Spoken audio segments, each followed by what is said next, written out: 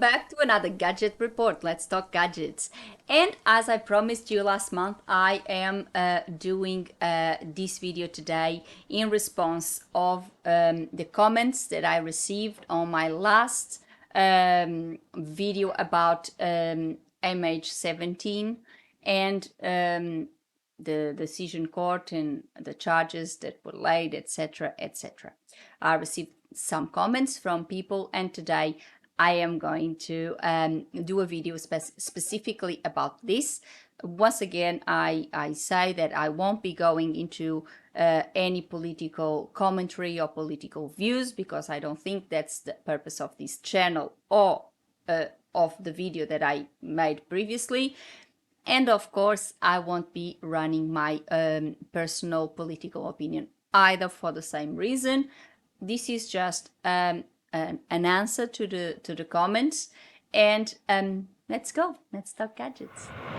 So let's talk gadgets. And as I said, today I am going to give you this video will be dedicated to my previous video about MH17 and the court findings, and the fact that there was 3 men that were charged and convicted of that crime.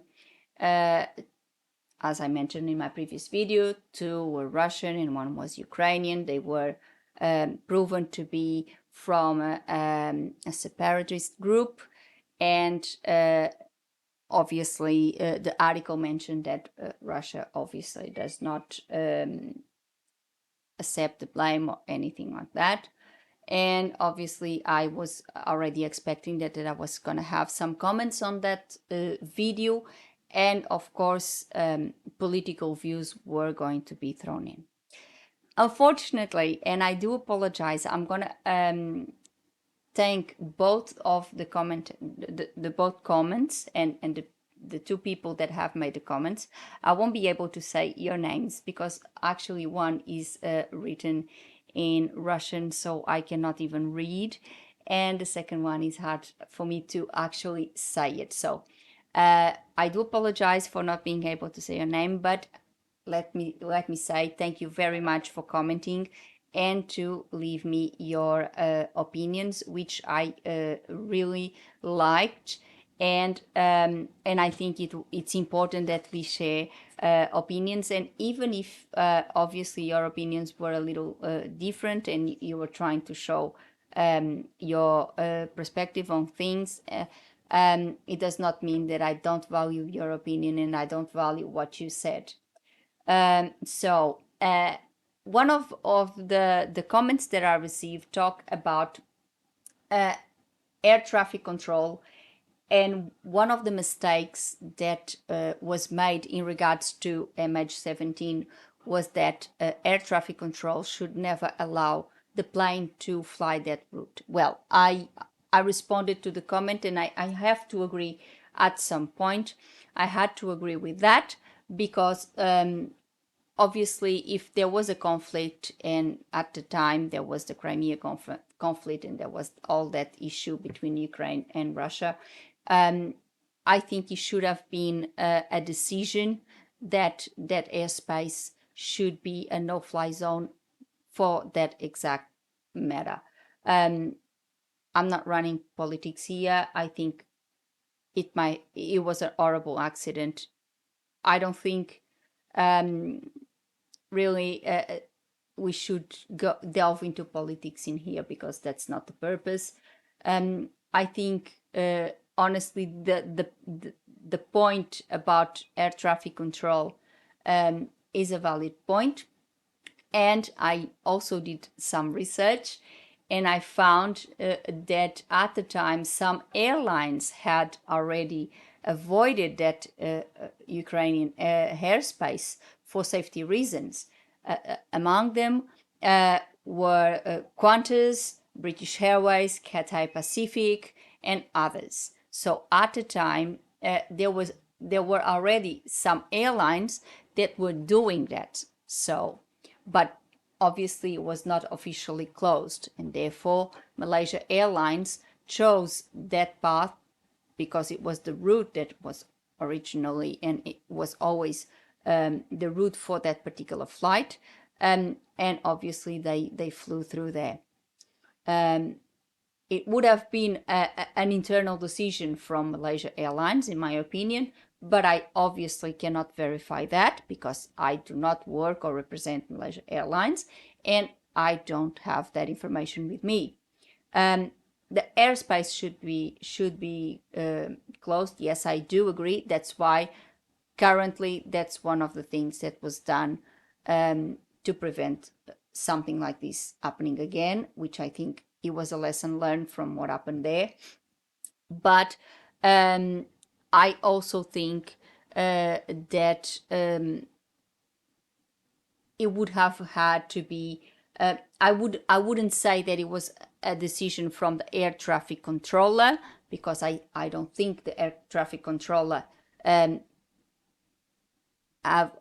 think it should have been a decision to politically, so either the European authorities or even Ukraine authorities at the time, to close that airspace altogether so there wouldn't be flights. Yes, I agree. That should have been something that could have been done, and if had been done so, it would have avoided that horrible disaster. However, and as I said, I am not going to run into political views. I'm not blaming anyone here. I was just commenting and making a video on the article that was published at the time, not only in one source but everywhere. If you turn your TV, I'm pretty sure that your local news outlets would have be broadcasting it just the way it was broadcast in Australia and everywhere else. So this was just a video to say that there had been 3 people that were convicted, and that what happened. I'm not here to go further on public commentary.